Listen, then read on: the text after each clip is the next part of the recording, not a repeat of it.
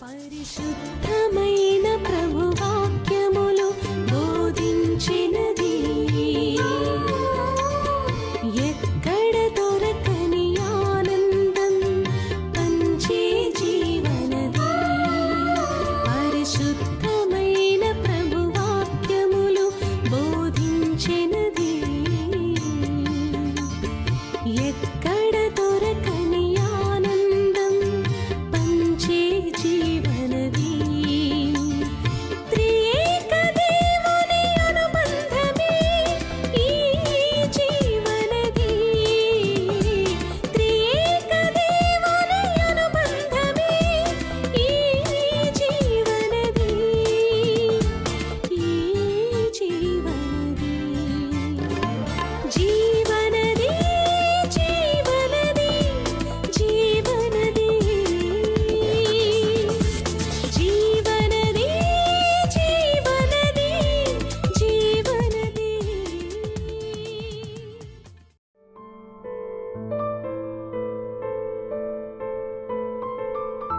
ఈరోజు వాక్య ధ్యానం కొరకై ఏర్పరచినటువంటి వచనాన్ని మనం చదువుదామండి. మొదటి యోహాను పత్రిక 3వ అధ్యాయం దాని మొదటి వచనాన్ని మనం చదువుదాం.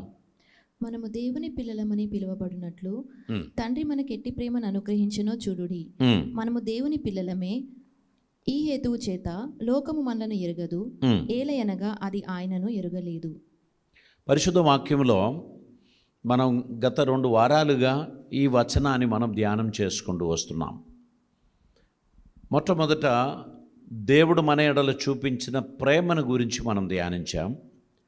ఆ తర్వాత మనం దేవుని పిల్లలము అనేటువంటి విషయంలో దత్తపుత్రత్వపు ఆత్మను మనకు అనుగ్రహించి తన పిల్లలుగా మనల్ని ఆయన స్వీకరించారు.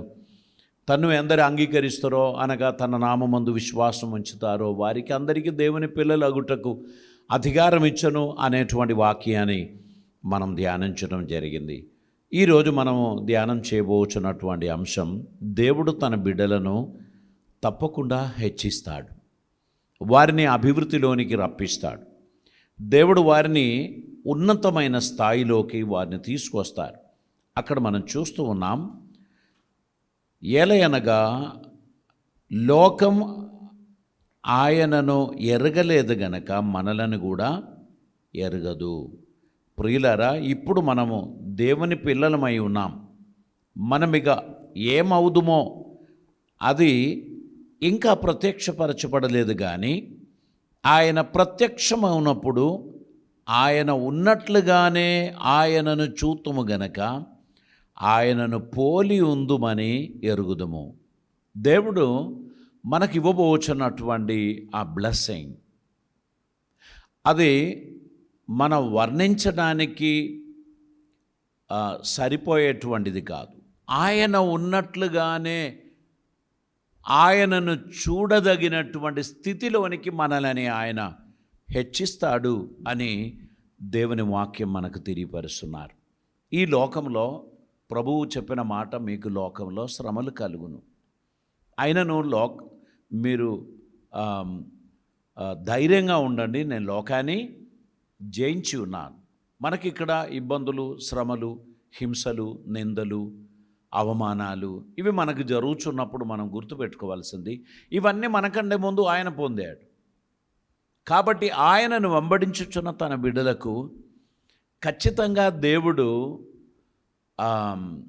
వాటిని జయించడానికి తగినటువంటి శాంతిని, సమాధానాన్ని దేవుడు దయచేస్తాడు. దేవుడు మనల్ని ఖచ్చితంగా ఆశీర్వదిస్తాడు. మనం దేవుని పిల్లలుగా ఆయనను సేవించు వారిగా మనం ఉండాల్సినటువంటి అవసరత ఉంది. అప్పుడు తన పిల్లల కొరకు దేవుడు సిద్ధపరిచిన ఆశీర్వాదాలు ఆయన మనకును దయచేస్తారు. చదవండి 91వ కీర్తన దాని 14వ వచనాన్ని మనం చదువుదాం. 91వ కీర్తన 14వ వచనం. అతడు నన్ను ప్రేమించుచున్నాడు గనుక, అతడు నన్ను ప్రేమించుచున్నాడు గనుక నేను అతని తప్పించెదను. అతడు నా నామము ఎరిగినవాడు, అతడు నా నామము ఎరిగినవాడు గనుక నేను అతని గణపరచెదను. ఇక్కడ దేవుని ప్రేమించు వాని గురించి, దేవుని నామమును ఎరిగిన వాని గురించి ప్రభు తెలియపరచు మాట ఏంటంటే, అతడు నన్ను ప్రేమించుచున్నాడు గనుక నేను అతని ఘనపరచదను. అతడు నా నామము ఎరిగినవాడు గనుక నేను అతని ఘనపరచదును. అతడు నన్ను ప్రేమించుచున్నాడు గనుక నేను అతని తప్పించదను. సో దేవుడు మనకు విడుదల అనుగ్రహిస్తారు, విమోచన అనుగ్రహిస్తారు, అభివృద్ధి అనుగ్రహిస్తారు. మన జీవితాన్ని ఆయన ఖచ్చితంగా ఆశీర్వదిస్తారు. మన గురించి లోకం కన్న కలలు వేరు, దేవుడు మన గురించి కన్న కల వేరు. మన గురించి ఉన్న ఎక్స్పెక్టేషన్ వేరు, దేవుడు మన గురించి చేయబోచున్న తన కార్యమును గూర్చిన ఎక్స్పెక్టేషన్ వేరు. మీరు నేను ఆయన చేతిలో సమర్పింపబడిన వారమైతే ఆయన మన గురించి ఎన్ని ప్రణాళిక వేస్తున్నాడో అది ఇంకా మన ఊహకు కూడా అందలేదు.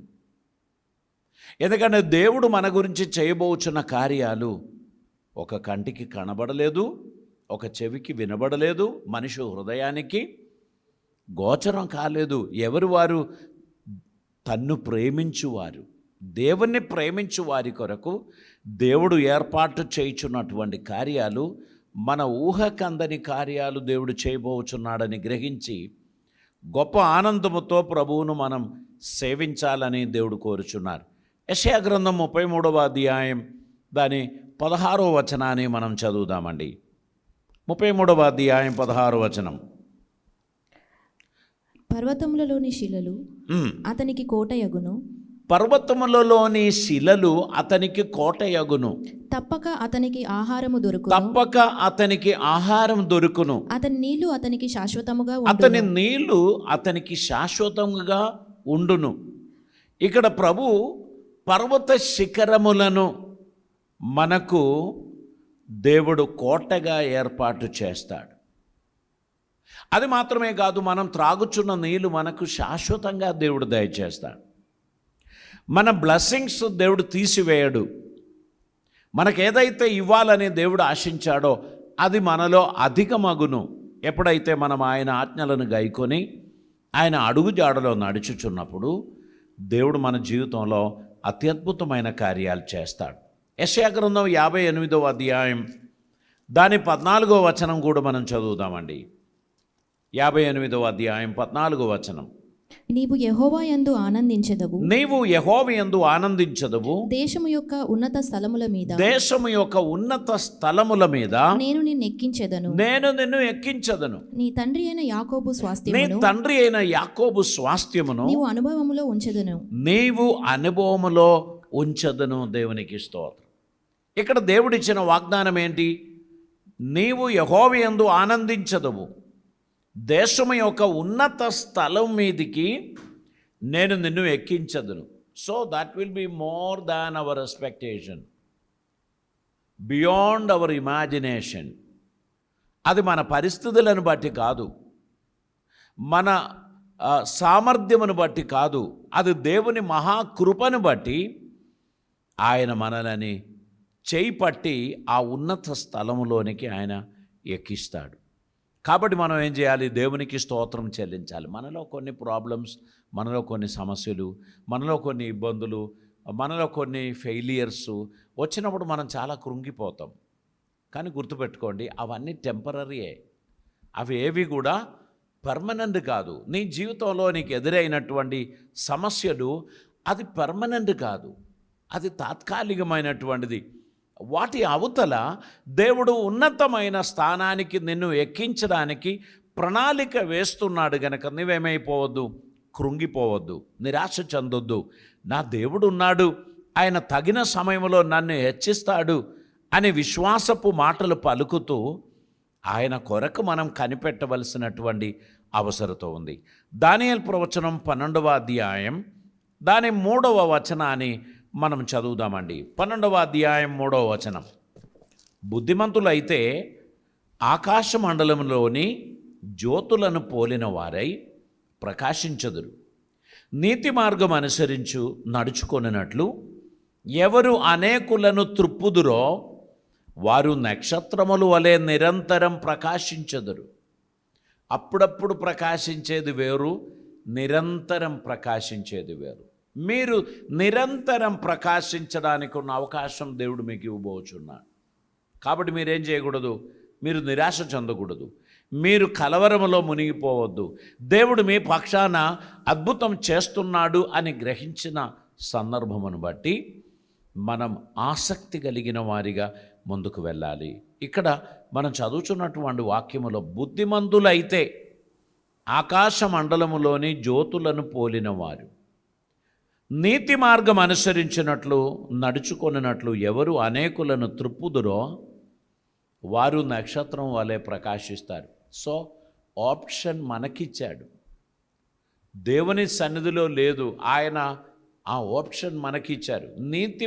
నీతి మార్గమును అనుసరించి నడవడానికి నా ఫ్రెండ్స్ను నా ఫ్యామిలీని నేను త్రిప్పుదాను అని అనుకుంటే ఆ బ్లెస్సింగ్స్ మీకే. ఏ బ్లెస్సింగ్స్? నక్షత్రముల వలె నిరంతరం ప్రకాశించే బ్లెస్సింగ్. అప్పుడప్పుడు ప్రకాశించే బ్లెస్సింగ్ కాదు, దేవుడు నిరంతరం ప్రకాశించే బ్లెస్సింగ్ మనకు అనుగ్రహిస్తారు. కనుక డిసిషన్ ఈజ్ అవర్స్. మనం ఏ నిర్ణయం తీసుకుంటామో దానికి తగినట్లు దేవుడు మనల్ని ఆశీర్వదిస్తాడు, మన జీవితంలో అద్భుతమైన కార్యాలు చేస్తాడు. మీరు నేను దేవునికి ఇష్టలుగా నడవడానికి నిర్ణయం తీసుకున్నట్లయితే ఆయన మీ జీవితంలో అత్యద్భుతమైన కార్యాలు చేసి మిమ్మను ఆశీర్వదిస్తారు. మనం పరిశుద్ధ వాక్యములో ఇంకా మనం చూస్తున్నప్పుడు హబకుక్ ప్రవచనం దాని యొక్క 3వ అధ్యాయం 19వ వచనాన్ని మనం చదువుదామండి. ప్రభువుకు యెహోవాయే నాకు బలము, ఆయన నా కాళ్ళను లేడి కాళ్ళ వలె చేయును, ఉన్నత స్థలముల మీద ఆయన నన్ను నడవజేస్తాడు. సో మనకొక ఎక్స్పెక్టేషన్ ఉంది, మనకు నిరీక్షణ ఉంది. ఆ నిరీక్షణ మన సామర్థ్యంపై ఉండకూడదు, మనకున్న బంధువుల బలం మీద ఉండకూడదు, మనకున్న ధనమును బట్టి ఉండకూడదు. మనకున్న నిరీక్షణ మనల్ని పిలిచిన మన దేవునిపై మనకున్న విశ్వాసమై ఉండాలి. ఆ నిరీక్షణలో మనం స్థిరపరచబడినప్పుడు దేవుడు మన కాళ్ళను ఎలా చేస్తారంట? లేడి కాలు వలె చేస్తారు. ఇప్పుడు మనకు మోకాల నొప్పి, మనకు నడువు నొప్పి, మనం నడిచేదే మెల్లమెల్లగా నడుస్తుంటే దేవుడేమంటున్నాడు? నేను నీకు లేడి కాలు ఇవ్వబోచున్నాను అంటే ఇక మోకాల నొప్పి నడువు నొప్పి ఏమి మనం ఆలోచించం. దేవుడిచ్చిన నూతన బలంతో మనం పరిగెడుతూ ఎక్కలేనంత ఎత్తైన కొండపైకి ఎక్కడానికి తగిన సామర్థ్యం ఇచ్చి దేవుడు నడిపిస్తాడు.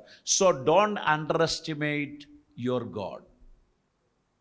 ఇక నా పని అయిపోయింది, ఇక ఇంతే ఉంటుంది, ఇంకేముంటుంది అనేటువంటి నిరాశకరమైన మాటలు మీ నోటిలో రావద్దు, మీ హృదయంలో కూడా రావద్దు. దేవుడు చేయబోచున్న కార్యాలు ఎవరు ఇంకా చూడలేదండి. ఏదైనా ఒక చిన్న ఇన్సిడెంట్ బట్టి మనం చాలా కృంగిపోతూ ఉంటాం. అలా కృంగిపోవద్దని దేవుడు చెప్తున్నాడు. అదొక టెస్ట్, అదొక ఎగ్జామ్, అదొక పరీక్ష. అది దాటిపోయింది. ఫెయిల్ అయినవా, సక్సెస్ అయినవా, నేను కొన్ని ఎక్స్పీరియన్స్ పొందాను. కొంతమంది ఇంటర్వ్యూలు అటెండ్ అవుతూ ఉంటారు. ఆ ఇంటర్వ్యూలు అటెండ్ అవ్వడంలో ఉన్న ఉద్దేశం ఒకటే, ఎక్స్పీరియన్స్ కొరకు. ఏమేం ప్రశ్నలు అడుగుతారు? నాకు పెద్ద కాన్ఫిడెన్స్ ఏం లేదు, కానీ నేను అటెండ్ అవుతా. ఎందుకని? వాళ్ళు ఏం అడుగుతారు, నేను అక్కడ ఎలా ఉండాలి, వారి ఎక్స్పెక్టేషన్ ఏంటి, నా పర్ఫార్మెన్స్ ఏంటి, ఇవి స్టడీ చేయడానికి, నన్ను ఇంప్రూవ్ చేయడానికి కొందరు ఇంటర్వ్యూకి పోతారు. వాళ్ళకు తెలుసు ఇది రాదని, కానీ కొన్ని సందర్భాల్లో వారు ఊహించిన వాటికన్నా బెస్ట్ పర్ఫార్మెన్స్ వారు చేస్తారు. యు ఆర్ సెలెక్టెడ్ అని వారు చెప్పేస్తారు, లేదా wait for the appointment order అని అంటారు. సో జీవితంలో అన్ని పరీక్షలు మనల్ని పాడు చేయడానికి కాదు, ఫెయిల్ చేయడానికి కాదు, మనకి ఎక్స్పీరియన్స్ ఇవ్వడానికి. ఎక్స్పీరియన్స్ పొందిన మనం ముందు అడుగు పెట్టడానికి, గెలవడానికి, నేర్చుకోవడానికి ఉన్న ఆపర్చునిటీ దేవుడు మనకు అనుగ్రహిస్తారు. మీరు ఫెయిల్ అవ్వడానికి కాదు పరీక్షలు ఎదుర్కొనేది, పాస్ అవ్వడానికే.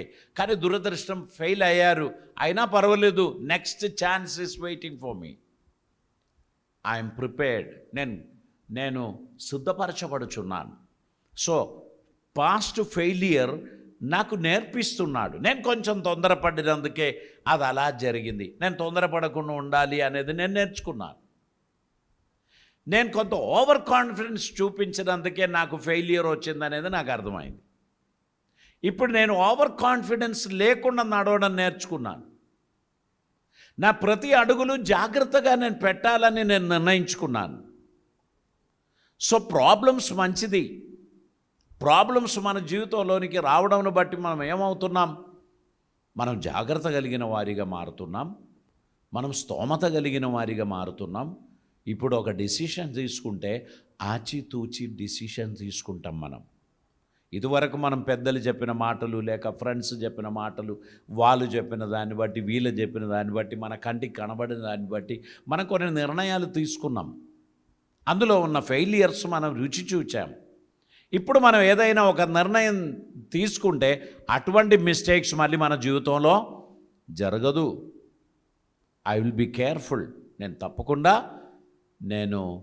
తీసుకోవలసిన చర్యలు నేను తీసుకుంటాను, నేను తీసుకోవాల్సిన జాగ్రత్తలు నేను తీసుకుంటాను అని ఎవరైతే నిర్ణయం తీసుకుంటారో వారు విజయపు మార్గములో వారు నడవడం ప్రారంభిస్తారు అనేటువంటిది మనం గ్రహించగలం. మత్తయి సువార్త 19వ అధ్యాయం 28వ వచనం మనం చదువుదామండి. మత్తయి సువార్త 19వ అధ్యాయం 28వ వచనం. యేసు వారితో ఇట్లనెను, పునర్జననమందు మనుష్య కుమారుడు తన మహిమగల సింహాసనము మీద ఆసీనుడై ఉన్నప్పుడు, పునర్జన్మమందు మనుష్య కుమారుడు తన మహిమగల సింహాసనం మీద ఆసీనుడై ఉన్నప్పుడు నన్ను వెంబడించిన మీరును 12 సింహాసనము మీద ఆసీనులై ఇశ్రాయేలు 12 గోత్రముల వారికి తీర్పు తీర్చబడును. ఇశ్రాయేల్ గోత్రానికి 12 పెద్దలు ఉన్నారు కదా. రూబేన్ మొదలుకొని బెన్యామిన్ వరకు ఉన్నటువంటి 12 గోత్రపు పెద్దలు. కానీ వారికి ఆ ఛాన్స్ ఇస్తామని ప్రభు చెప్పలే. తను ఏర్పరచుకున్న 12 మంది శిష్యులకు చెప్తున్నారు, ఇశ్రాయేలీయుల 12 గోత్రములను మీరు తీర్పులోనికి నడిపిస్తారు, మీరు పాలన చేస్తారు. సో దేవుడు ఏర్పరచుకున్న తన బిడ్డలను దేవుడు ఏ స్థాయికి ఎదిగింప చేస్తారు అనేది ఇంకా లోకం చూడలేదు, ఇంకా లోకం తెలుసుకోలేదు. కాబట్టి దేవుడు తన కార్యం జరిగించడానికి తగినట్లు మనం ఆయన సన్నిధిలో వినయముతో విధేయతతో మనం ఉన్నట్లయితే దేవుడు మనల్ని ఇలా రా అని పిలుస్తాడు. అక్కడ ముందు నిలబడి ఇలా నిలబడిన వాళ్ళు ఉన్నారా? ఆ వెనక ఉన్న బ్రదర్ ముందుకు రండి అంటారు. అప్పుడు ఈ ఉత్సాహం చూపించి ముందు వరుసలో పరిగెడుతూ పోవడానికి నిలబడిన వాళ్ళు కొంచెం వెనకకు ఉండండి అని అంటారన్నమాట. So you wait for the Lord. At the right time God will do wonders. దేవుడు నీ జీవితంలో అద్భుతం చేస్తాడు. ఆయన నిన్ను విడవడు, నేను ఎడబాయడు. నీవు వర్ధిల్లాలనేది దేవుని ప్రణాళిక అయితే నీ అభివృద్ధిని ఆపివేయదగిన వారు ఎవరూ ఉండరు. దేవునికి స్తోత్రం. లూకాసు వార్త 19వ అధ్యాయం 17వ వచనం చదువుదాము. లూకాసు వార్త 19వ అధ్యాయం 17వ వచనం. Luke chapter 19 verse 70. అతడు బలా మంచి దాసుడా, నీవు ఈ కొంచెములో నమ్మకముగా ఉంటివి గనుక 10 పట్టణముల మీద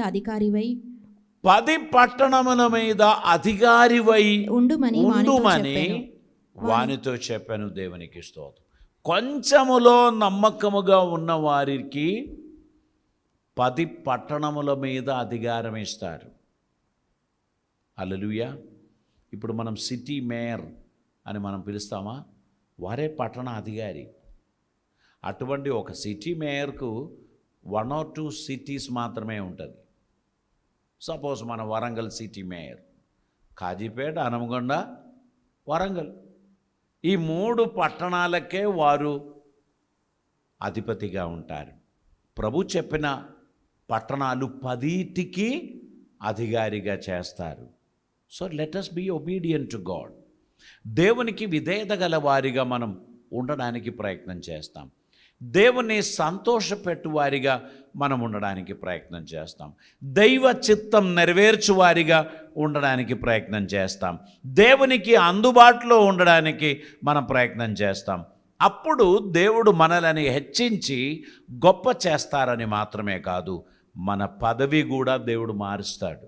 if you are faithful God will lift you up. మన ఫెయిత్ఫుల్నెస్ను బట్టి, మన మంచితనాన్ని బట్టి దేవుడు మనకు అభివృద్ధి కలుగ చేస్తారు. మనం ఓవర్ యాక్షన్ చేస్తే దేవుడు పక్కకు పెడతాడు. ఇది ప్రతి రంగంలో ఉంది. మనం దేవుని ప్రేమించుచున్నటువంటి వారమైతే దేవుని సన్నిధిలో ఆయనకు విధేయత కలిగిన బిడ్డలుగా మనం ఉన్నట్లయితే దేవుడు మన జీవితంలో అత్యద్భుతమైన కార్యాలు చేస్తారు. మన ఆత్మీయ జీవితం పరిపోషింపబడడానికి దేవుడు పెట్టిన కొన్ని పద్ధతులు, కొన్ని మార్గాలు ఉన్నాయి. వాటిని మనం సరిగా పాటిస్తూ దేవుని అడుగుజాడలో మనం నడిచినట్లయితే దేవుడు మనల్ని ఆశీర్వదించి గొప్ప చేస్తారు. దేవుని ప్రణాళిక లోకంలో ఎవ్వరి ఊహకు కూడా అందలేదండి. దేవుడు ఏ కార్యం చేసినా దాన్ని పర్ఫెక్ట్గా చేస్తాడు. మనం ఏదైనా చేస్తే మనం 10 మంది కలిసి ఆలోచించి ఏదో ఒక నిర్ణయం తీసుకుంటాం. కానీ దేవునికి సాటి అయిన వారెవరు లేరు గనక అల్టిమేట్ డిసిషన్స్ తీసుకుంటారు. దేవుని డిసిషన్స్లో మీరు ఏ లోటు కూడా మీకు కనబడదు. దేవుని డిసిషన్స్లో లోపాలు ఉండదు. మీ గురించి దేవుడు కన్న కలలు నెరవేర్చడానికి దేవుడు ప్రణాళిక వేస్తున్నారు గనక మీరు అధైర్యపడిపోవద్దు. దేవుడు మీ గురించి వేస్తున్న ప్రణాళిక అది 100% పర్ఫెక్ట్ అయి ఉంటుంది.